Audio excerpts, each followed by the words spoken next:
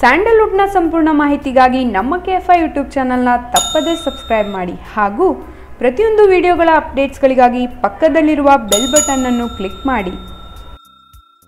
ನಿನ್ನೆಯಷ್ಟೇ big boss trophy ಹಾಗೂ 50 ಲಕ್ಷ ಹಣದೊಂದಿಗೆ ಹೊರಬಂದಿರುವ ಶಶಿ ಕುಮಾರ್ ಯಾರಿಗೂ ನೇರವಾಗಿ ಹಣ ಕೊಡ್ತೀನಿ ಅಂತ ಹೇಳಲಿಲ್ಲ. ಹಾಗಂತ ಪೂರ್ತಿ ಹಣ ತಾನೇ ಇಟ್ಕೊಳ್ತೀನಿ ಅಂತಲೂ ನುಡಿಲಿಲ್ಲ.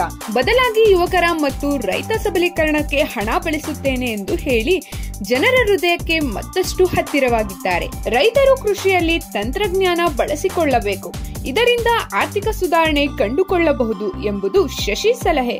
ಹೀಗೆ ತಮಗೆ ಸಿಕ್ಕಿರೋ 1/2 ಕೋಟಿ ಹಣ ಅನ್ನದಾತರಿಗೆ ಉಪಯೋಗಿಸಿಕೊಳ್ಳಲು ನಿರ್ಧರಿಸಿದ್ದಾರೆ. ನಾನು ಕಾಮನ್ ಮ್ಯಾನ್ ಅಂತ ಬಿಗ್ ಬಾಸ್ ಮನೆಯಲ್ಲಿ ಹೇಳಲಿಲ್ಲ. ಯುವ ರೈತನಾಗಿ ಈ ಮನೆಗೆ ಬಂದೆ. ಇಷ್ಟೊಂದು ದೊಡ್ಡ ಹಣ ನೋಡಿಲ್ಲ. ನಾನು ಮಧ್ಯಮ ವರ್ಗದ ಹುಡುಗ, ಶ್ರೀಮಂತನಲ್ಲ. ಗೆದ್ದ ಹಾಗೂ ಇಲ್ಲಿಯವರೆಗೆ ಮನೆಯಲ್ಲಿದ್ದಕ್ಕೆ ನೀಡುವ ಹಣ ಯಾರಿಗೂ ಕೊಡುತ್ತೇನೆ ಅಂತ ಹೇಳಲ್ಲ. ಒಂದೇ ಸಲ ಕೊಟ್ಟರೂ ಉಪಯೋಗವಾಗುವುದಿಲ್ಲ.